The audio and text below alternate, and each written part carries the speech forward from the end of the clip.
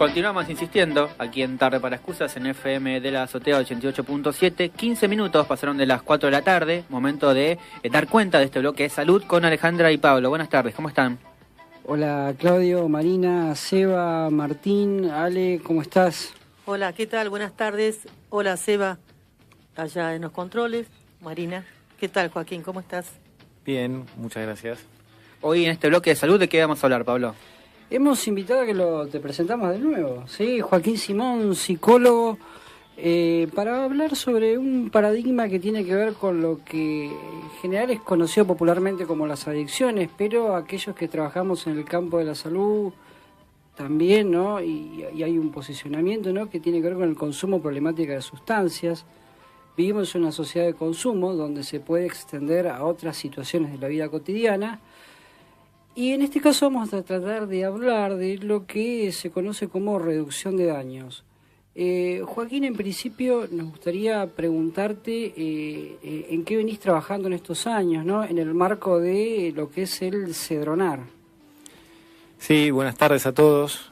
Te cuento que yo como psicólogo estoy desarrollando tareas en un dispositivo que se llama DIAT, que sus siglas significan Dispositivo Integral de Abordaje Territorial. Es un dispositivo que funciona en un barrio y que atiende, como vos bien decías, la problemática del consumo de sustancias. Planteabas vos una diferencia entre, qué son las adicciones y qué el consumo problemático de sustancias. El consumo problemático es un concepto bastante más amplio que el de las adicciones, porque las adicciones nos dan la idea de que una persona desarrolle una relación con una sustancia, cualquiera fuere, ¿no? Cualquiera en el sentido de sustancias psicoactivas, porque de eso se trata el paradigma, cuando tiene una relación de dependencia hacia esa sustancia. El consumo problemático, en cambio, plantea diferentes intervenciones posibles porque la relación con la sustancia no necesariamente, para volverse problemática, requiere llegar al estadio de la dependencia. Como por ejemplo, un adolescente, por poner el caso, ¿no?, ya que estigmatizamos siempre a los adolescentes con el consumo de sustancias para no correrme de la norma, pero un adolescente que incurre en una utilización abusiva de alcohol durante un fin de semana, no necesariamente es un caso de adicción al alcohol, pero sí representa para el sistema de salud, ¿no?, una problemática que puede llevar a que esa persona sufra de una intoxicación aguda, se pelee a la salida de un boliche o agarre el auto. Digo el adolescente como puede ser cualquier adulto también, ¿no?, porque esto del uso indebido del alcohol es una problemática que afecta a la sociedad toda. Y en los barrios que vos venís trabajando, ¿cómo se presenta todo esto, ¿no? Porque es un contexto no es lo mismo estar en determinados sectores de la ciudad como en otros, donde la vulnerabilidad social es mucho más grande. ¿Con qué se encuentran a diario?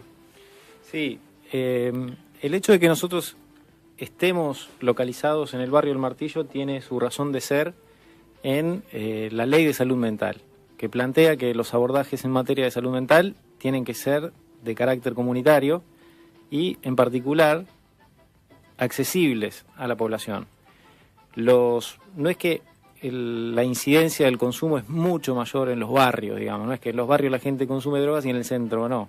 El consumo de drogas es un fenómeno transversal a la sociedad, pero los efectos del consumo de drogas en poblaciones que atraviesan situaciones de vulnerabilidad son mayores o mayormente perjudiciales para esa población.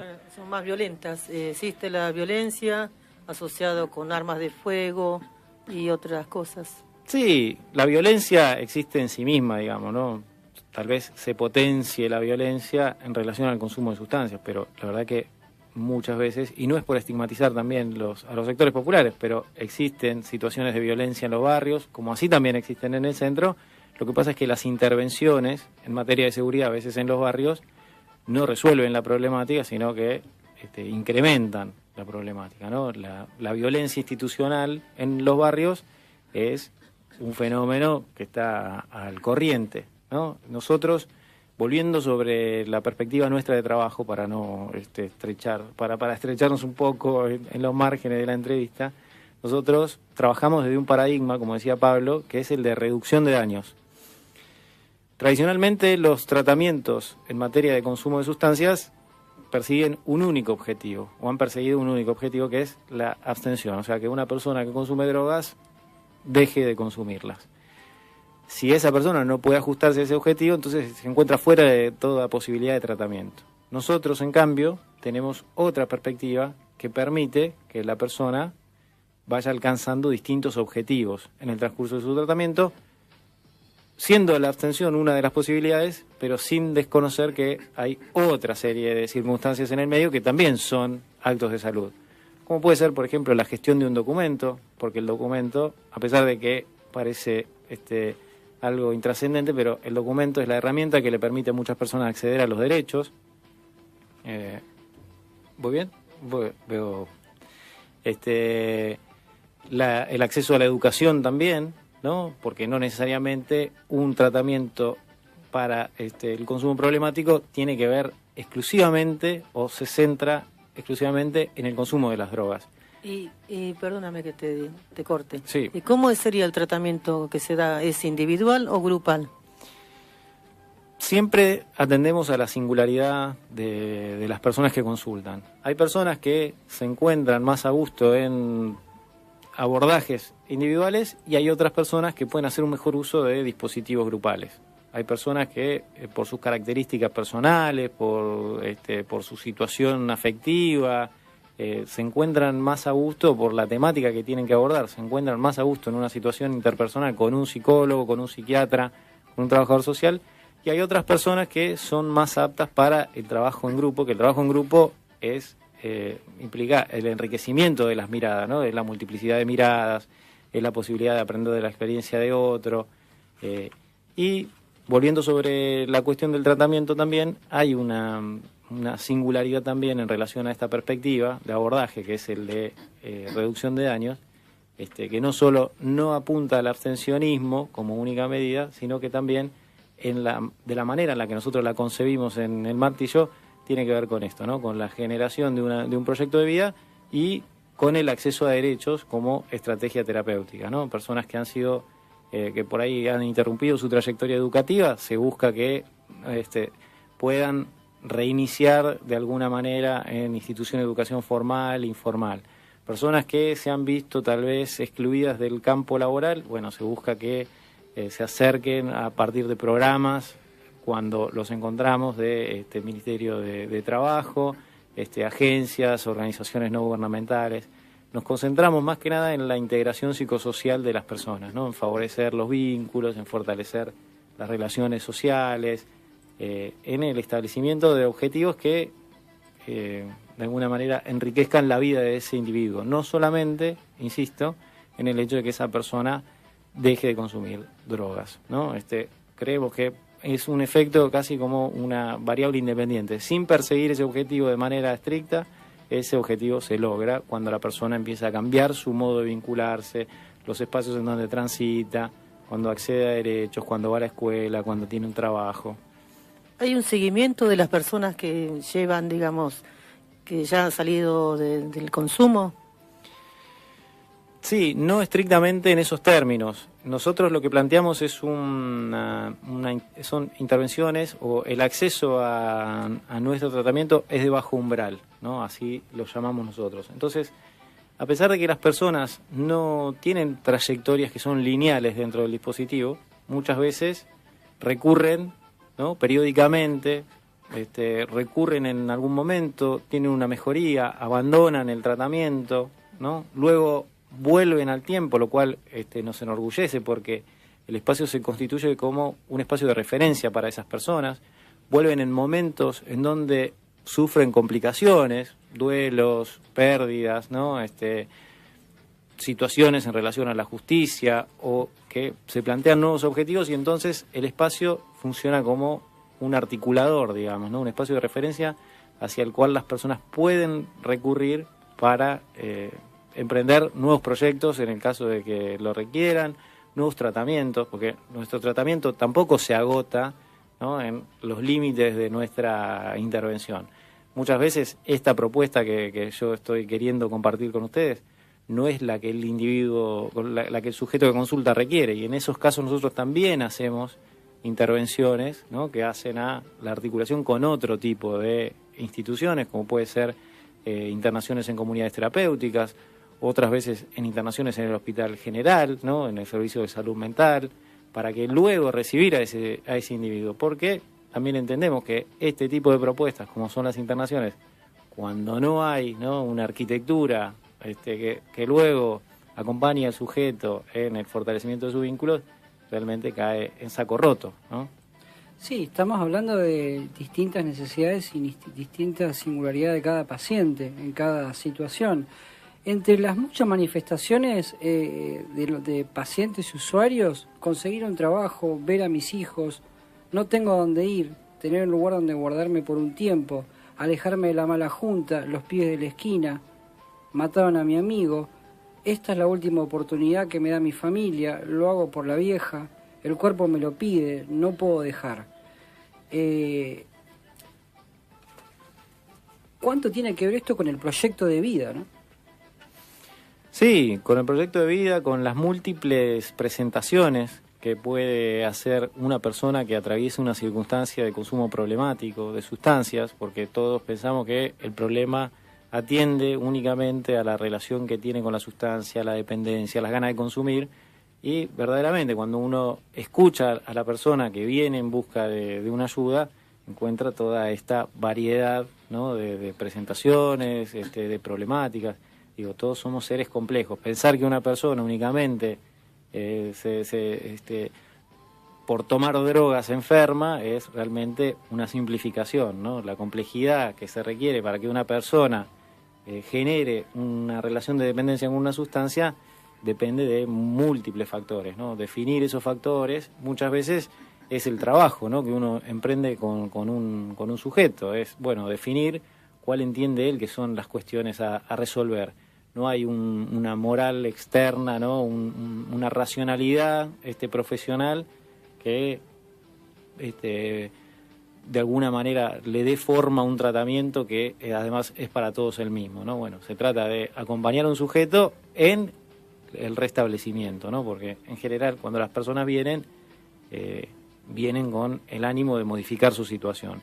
Y cuando esto no es así, el trabajo no se agota, digamos, no es que, bueno, porque no hay una demanda de tratamiento, entonces le cerramos la puerta en la cara. Bueno, se atenderá también y se trabajará con esa persona para alcanzar la problematización de su situación, porque esa persona que llega ahí muchas veces llega no por sus propios medios, digamos, por su propia voluntad, sino que llega por intermediación judicial, o llega porque su familia ya no sabe muy bien cómo acompañarlo, o llega porque lo echaron de la casa y entonces tiene que hacer un tratamiento para que le permitan volver a entrar.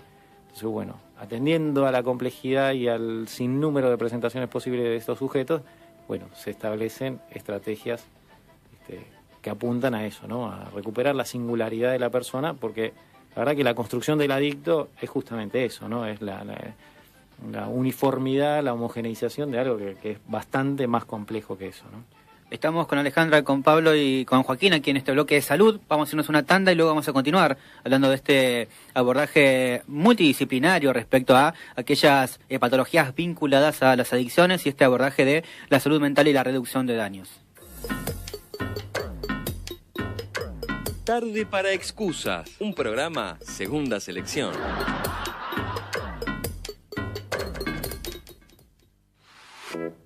FM de la Azotea 88.7.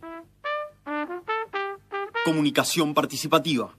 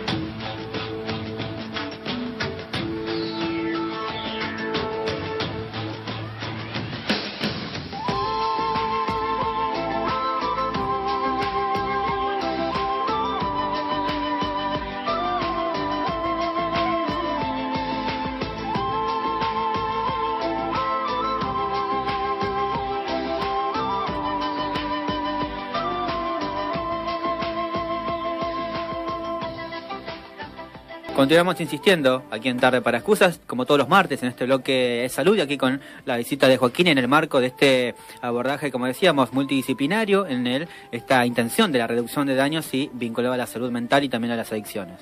Joaquín, preguntarte sobre algo que es súper importante, ¿no? ¿Cuáles son aquellos factores que podemos pensar, ¿no?, en general de protección? Sí, los factores de protección responden a un patrón más estadístico, ¿no? Se definen de esa manera. Los factores de protección, por ejemplo, nosotros lo podemos definir a partir de la gente que consulta. Y podemos pensar, por ejemplo, que del universo de personas que consultan, el 95% no termina la escuela secundaria. Entonces, casi como un razonamiento inverso, podemos pensar que la educación, ¿no?, el permanecer en la escuela es un factor de protección. Sí. El acompañamiento familiar es un factor de protección. El tener acceso a derechos es un factor de protección. Entonces, por eso, en parte el tratamiento se traduce en eso, ¿no?, en acceder a derechos como factor de protección, acceder al mundo del trabajo. No en el sentido tradicional, digamos, no es únicamente perseguir el hecho de que una persona sea empleada, sino que alcance una actividad que le rinda, ¿no?, satisfacción, que le permita formar parte y sentirse útil hacia los demás también, ¿no?, que es una forma de estar bien, de sentirse bien con otros. Y en este marco así que tiene Mar del Plata, ¿no?, con esta problemática, digamos, ¿cómo ves los distintos abordajes que se vienen dando en estos años, ¿no? Porque ya, bueno, son unos cuantos años de la Ley de Salud Mental. Sí, en ese sentido la conclusión no es tan alentadora, ¿no? Porque si bien existen en Mar del Plata muchas alternativas, las alternativas que ofrece el Estado en general no atienden a los lineamientos o no se ha fortalecido desde el Estado lo que se llama los dispositivos de carácter comunitario, ¿no?, que son aquellos que permiten a las personas tener cercanía con los dispositivos de salud mental, tener una integración comunitaria de esos dispositivos, ¿no? De hecho, ahora estamos atendiendo a un proceso que debería hacer que el servicio de salud mental del hospital, tal como lo conocemos, dejara de existir, porque tendría que integrarse la atención, ¿no?, de acuerdo a lo que plantea la ley, a la Guardia General. Y no debiera existir un pabellón de salud mental como se llama, ¿no?, porque se llama así, pabellón, ¿no? Tiene ese nombre tan, sí, que todavía tan carcelario. Todavía lo conserva. Sí. Bueno, eso debiera dar lugar a otro tipo de dispositivos, ¿no? Dispositivos que, como hablábamos, yo que no entiendo mucho la magia de la radio, pero hablábamos mucho en el bloque, en el corte, en el corte. Dispositivos que acompañen a la externación de las personas que en algún momento sufren algún episodio que requiere de un acompañamiento más intensivo. Personas que cuando no tienen ese tipo de acompañamientos las solemos ver en otras circunstancias de vida. Por ejemplo, la situación de calle, ¿no? La situación de calle, hay una alta incidencia en las personas que sufren esa circunstancia de vida de padecer algún tipo de problemática ligada a la salud mental. No es que tienen mala suerte y entonces están en la calle, ¿no? Bueno, muchas de esas personas han sufrido en algún momento alguna descompensación o tienen alguna problemática ligada al consumo de sustancias. Y eso hace, ¿no?, cuando no encuentran la atención debida, cuando no tienen el acompañamiento que requieren, que los vínculos que esas personas desarrollan vayan perdiendo volumen, que vayan perdiendo fuerza, y esas personas se encuentran en esta circunstancia de absoluta vulnerabilidad, ¿no? Notamos desde las distintas políticas del Estado, por lo menos después del cambio de administración del Ejecutivo, distintos recortes en distintos sectores. En este sector en específico, ¿se puede hablar también de una quita de acompañamiento por parte del Estado? ¿Continúa de la misma manera? ¿No se vio mermado en ese sentido? ¿Cómo es el panorama que nos podés brindar al respecto? Sí, en términos de salud mental en general, el sistema de salud mental de Mar del Plata en general no ha tenido una inversión adecuada, no ha tenido tampoco una reestructuración adecuada, porque si bien merece, ¿no?, una mayor dedicación por parte del presupuesto, también requiere, ¿no?, de una reorientación del presupuesto, porque esto que habla la ley de salud mental lo que refiere, bueno, no es solamente que el pabellón de salud mental, tal como lo conocemos, es inefectivo, ¿no? También es muy caro. Entonces, bueno, esos recursos deben dar lugar a otro tipo de dispositivos, como pueden ser, por ejemplo, las casas de medio camino, ¿no?, que son dispositivos psicosociales en donde las personas con padecimientos graves en materia de salud mental encuentran a través de un equipo interdisciplinario, ambulatorio, un acompañamiento en la reinserción o en la vida diaria, digamos, ¿no? Ese tipo de proyectos realmente no ha encontrado todavía en nuestra ciudad, ¿no? O son escasas las experiencias que se están dando desde esta perspectiva, digamos, ¿no? En materia del consumo de sustancias, los tratamientos siguen siendo los tradicionales. Nosotros estamos desde 2014 y la verdad que tampoco gozamos de un acompañamiento a nivel gestión que sea el que nosotros quisiéramos verdaderamente, ¿no? Y se nota una presencia del Estado respecto a campañas que eviten que estos lugares sean necesarios, de que existan, es decir, que haya campañas de prevención, porque por ahí asociamos algunas campañas como puede ser el tabaquismo, que tal vez son más de impacto, pero que más allá de eso no llegan a ser en concretas de que bajen los índices de aquellas adictas o adictos al tabaco y demás. Pero por fuera de lo que es el tabaco, ¿hay campañas? ¿Ustedes ven que hay una política de Estado para evitar estas problemáticas? Mirá, desde la Secretaría que nosotros pertenecemos existen un montón de acciones en ese sentido, pero la verdad es que también resultan insuficientes porque la Cedronar es una secretaría que a nivel nacional debiera atacar esa problemática. También se requiere que por parte de los distintos estados o de los distintos niveles se acompañen con otro tipo de acciones. Nosotros participamos, por ejemplo, acá por parte de la Secretaría con una acción que fue la de las fiestas electrónicas, haciendo esa es una práctica que permite ver de manera clara y distinta lo que significa la reducción de daños, ¿no? Y también permite, ¿no?, poner en evidencia el estereotipo que las personas tienen sobre el consumo de drogas, porque una cosa se entiende de una manera el consumo recreativo de drogas por parte de los jóvenes en esas circunstancias de fiesta, pero en los barrios son todos adictos y hay que meterlos a todos presos, digamos, ¿no? La forma en la que el Estado encontró de acompañar a esos jóvenes en la fiesta, que fue brindándoles información, dándoles agua para prevenir descompensaciones, bueno, debiera ser también aquella que el Estado busque en acompañar a los jóvenes de los barrios, acompañándolos, ¿no? Y no tanto bajo el peso de algunas instituciones, algunos dispositivos como son la persecución policial, ¿no? Que tiene mucho también que ver con el universo de la droga, ¿no? Existe, así como existe la ley de salud mental que plantea que las adicciones son una problemática ligada a la salud mental, hoy se encuentra vigente una ley que penaliza el consumo, ¿no? Sin fijarse si es para uso personal o si una persona está queriendo comercializar con la sustancia que porta. Eso verdaderamente, además de ser una política absolutamente ineficaz, ¿no?, un gastadero de recursos que nos volveríamos locos si sacamos las cuentas, es una fuente de violencia institucional hacia las clases más desfavorecidas, ¿no?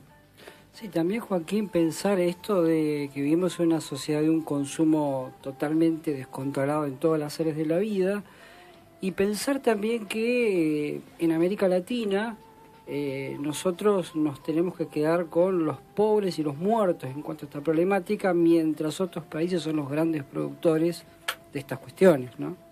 Haciendo un análisis un poquito más complejo, ¿no? Que Sí. no es solo la política de Estado. Sí, es un análisis a otro nivel, ¿no? Una cuestión es el consumo como problemática de salud y otra cosa es la política de drogas a nivel global, que requiere tal vez de otro programa, ¿no? Porque la verdad que es un tema interesantísimo porque como Estamos hablando de cuarto negocio en el mundo. Sí, depende de qué lado se lo mire, ¿no? Porque las armas también forman parte de ese negocio, la trata de personas está asociada también a ese negocio, así que sí, habría que desagregar un poco, habría que encontrarse con el contador que lleva los libros del narcotráfico y también ver, ¿no?, adjuntar ahí a ese libro la cantidad de inversión que realizan los estados en materia de seguridad para contrarrestar el fenómeno, ¿no? Porque se alimenta de los dos lados, desde la ilegalidad y también desde la fuerza de seguridad, ¿no? Preguntarte una vía de contacto, de dirección, cómo es la metodología, algún vecino o vecina va y se acerca con algún familiar o tiene que haber una derivación previa, ¿cómo es en ese sentido? Trabajamos en relación a las instituciones locales. Muchas instituciones derivan a partir de entender que las personas tienen una problemática legal al consumo, y para pedir un turno se puede llamar al 481-2406. Y los vecinos o vecinas que estén cerca del Sigma Martillo también pueden acercarse de lunes a viernes. Estamos de 9 a 16, así que ahí los esperamos. Joaquín, te agradecemos por acercarte, gracias. Buenísimo todo lo que nos pudiste ir contando. Bueno, muchas gracias a ustedes por el espacio. Pasó un nuevo bloque de salud aquí con Alejandra y con Pablo y con Joaquín de invitado. Recordarles que en unas horas vamos a subir esta nota, este bloque a radiodelazotea.com.ar. Ahí en el apartado columnas van a poder revivir este aporte, primer abordaje a lo que es esta problemática. Última tanda en Tarde para Excusas y luego continuamos insistiendo. Estás escuchando Tarde para Excusas, una hipérbole de las ansiedades propias de esta época. Una hipérbole de las ansiedades propias de esta época. Tarde para Excusas.